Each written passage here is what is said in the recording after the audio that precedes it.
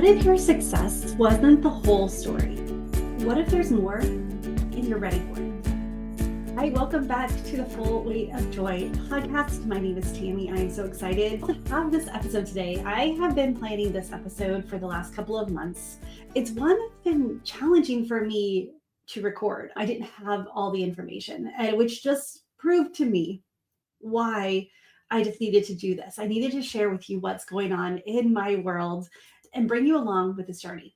So I've been threading in that there's going to be a big change on the podcast.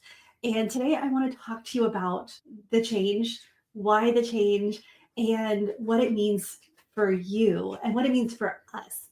I feel like you're part of this journey as well. If it wasn't for you, I wouldn't be on this journey. So let's dive in. Let's talk about it. But first, I was trying to think of what story, what metaphor could I talk about that would really bring this to light. I was in my closet and I was realizing that a lot of my summer clothes no longer fit. I started down this rabbit hole and thinking about it's not wrong. It doesn't, it's the wardrobe that no longer fits. It used to fit.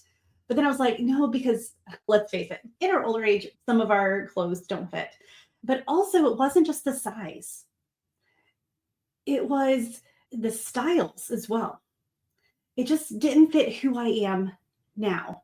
And so I went down the rabbit hole and I was like, let's not talk about the wardrobe that no longer fits. Although we all understand it. We have the seasons where, even a winter coat does not work in summer in Oklahoma.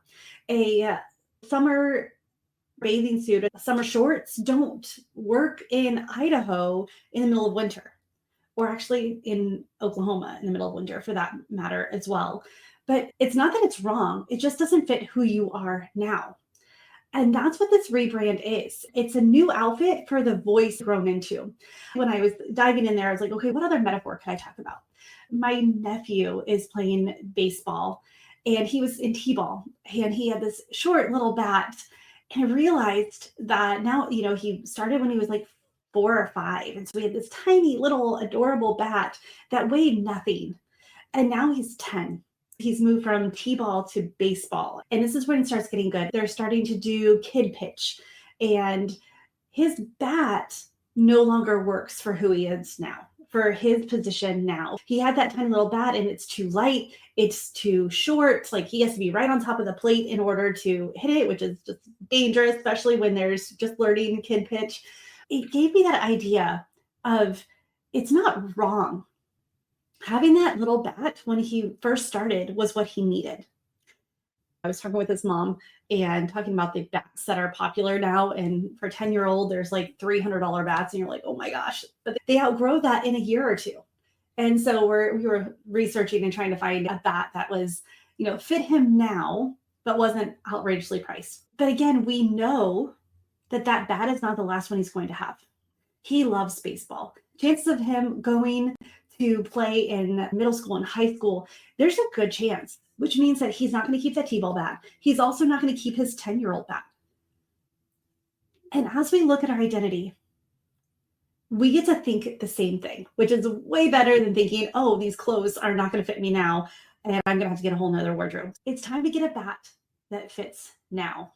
Because if I kept the same focus, it wouldn't speak to my heart now. And it's just the same as when you are stepping into this new identity of leadership, when you're stepping into this new identity, whether it's self-leadership or volunteer leadership, or you're now stepping into being a CEO, a manager, a director, you're leading people, because let's face it, in this world, everything's about people. In this world of AI, information is not as important anymore as application, as action, as implementation, as all those action words. It's time to take action. And it's not a wrong step. It's not a wrong pivot. It's not a wrong place to be. In fact, it's exactly where you need to be. If he was now 10 years old and still in t-ball and still it needed that t-ball bat, he would have grown. He wouldn't be as fun to watch play because he would have stayed stagnant. We don't want to stay stagnant. We don't want our identity to stay stagnant. Our identity is constantly stretching and growing as we are.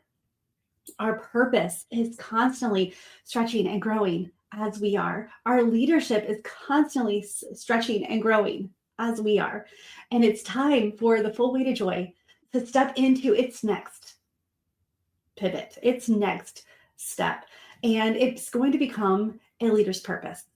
Now, what to expect? Let's talk about how the full weight of joy came as a second step to her restored spirit. And if you go back and listen, it's not that any of those episodes, in fact, there's some really good episodes. And I realized that it's not that they're wrong. These are still great episodes. They're all out there still.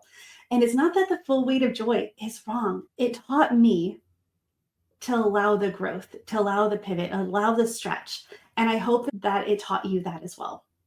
And it was the right change. It was that right step for the moment. And now from coach into transformational leadership guide, it is the new evolution. It's the bigger version. I didn't walk away from helping people. You still are welcome on this journey. You're the reason why I am allowing myself to shift, to change, to grow. I know that you're ready for it too. That your success isn't your whole story. There's more and you're ready for it. You're ready to see, okay, all of these things that we've been doing, learning how to carry the full weight of joy instead of the weight of the world. Now, what do you want to do with it? Let's take it and become more action-packed. And so this is an internal shift, not just a business one. I didn't walk away from helping people. I stepped into a bigger version of it, and you can too. You may have outgrown the version of success that you once dreamed of. When I started the business, when I started even school to become a therapist over a decade ago, which is crazy for me to think, I finished school over a decade ago, the version of the dreams that I had are not the same versions as I have now. Some of the dreams I've stepped into, and some of them just kept growing as God gave me clarity. You're craving this clarity, meaning, and more honest kind of leadership. And you want to show up as who you are without burning out, without shrinking back, without proving your worth. So many of my clients, they're ready for the next opportunity. They're ready to take a bigger step, a bolder step into who they are. And sometimes they feel the imposter syndrome. They feel that it is not the right place for them, or they have to work to deserve what they've already worked to deserve. This is part of why I'm shifting from the full weight of joy to a leader's purpose, because I want to help you embrace the version of yourself that you have now. I want to help you find clarity, meaning, and that honest kind of leadership that you're looking for. And I want to show you how easy it can be to show up as yourself. You don't have to burn out. You don't have to shrink back, and you don't have to prove your worth. You can step into who you're called to be and get excited about it. Yesterday, the family and I went to see How to Train Your Dragon. We saw the live action version. I loved the cartoon version. I loved the idea of it. Honestly, I would love to ride a dragon. I think that would be really fun. One of the things that really stuck to me is they kept telling Hiccup at the beginning, they're like, well, we need less of that. And he's like, you just gestured at all of me. And then towards the end, they said, we just needed more of that. And he said, you just gestured at all of me. No, he leaned into who he was called to be. He didn't listen to the naysayers. He didn't listen. He had to look at himself clearer through those and really understand what made him different. And that's what we get to do as well. Because sometimes other people are not ready for the new version of ourselves. It doesn't mean that it's wrong. Our bosses may not be ready. The people who we manage and lead may not be ready, but you are, and you get to bring them along. And so this new show is for the leader who knows there's more and wants to lead with purpose, not pressure. That's what I'm going to lean into more of, this whole idea, because this idea of purpose. It's such an inspirational, aspirational idea. And what I want to turn that into a strategic and tactical idea. That our purpose is not something that we are always striving for and will never, it's like the elusive thing that we're striving for and we'll never get. It's actually at our core of who we are. So it's what a leader's purpose. It's really about realigning your identity and impact. It's about leaning from within rather than focusing on the external things around us, the external validation, external learning. Yeah, those books, those classes, those things you're taking are great. And If you don't do the deep work within, then those books and those tactics aren't going to actually last. And it's also living a life that feels as good as it looks. You get to be who you're called to be all the time.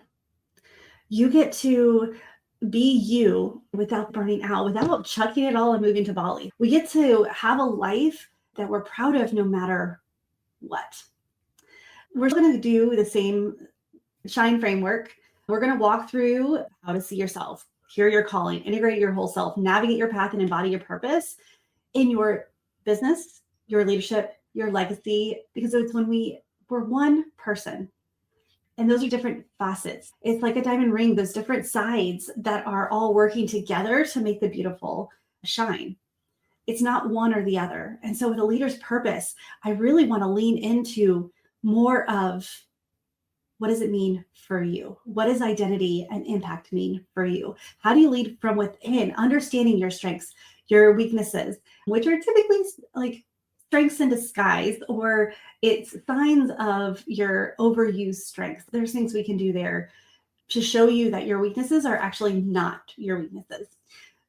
But we get to lean into who we're called to be and how we bring value, how we bring impact, how we be fulfilled, not just overworked, not just overburdened. We don't have to constantly strive. We get to lean in. And so as we're going, just know that this isn't just a rebrand, it's a recalibration.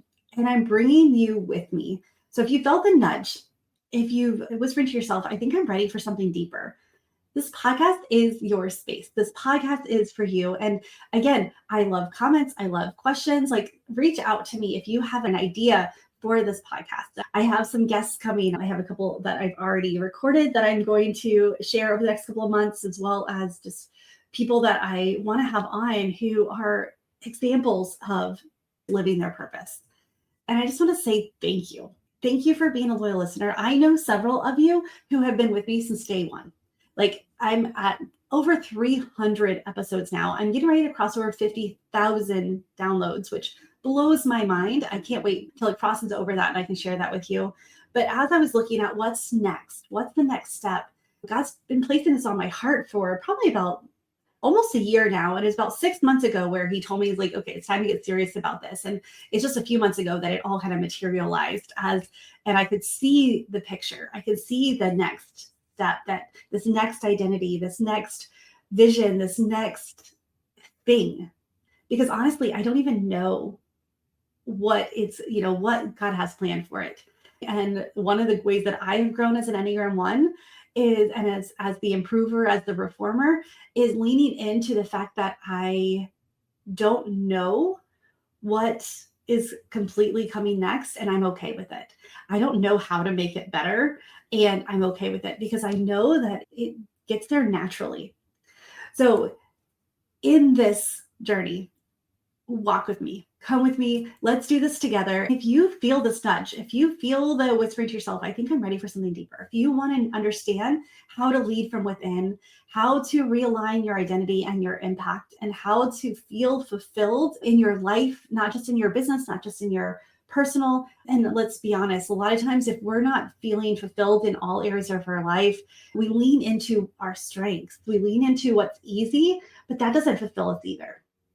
So let's recalibrate that. Let's realign that. Let's become who God called you to be. All right, friend. I hope that you are excited about this. I know that you're like, I've been dreaming, praying, planning this for months. And I know that you're just on this journey with me. And not only that, is we get to change the style simply because we've grown, just because we get to upgrade our bats because our position now is a lot stronger. Doesn't mean that we were in the wrong spot.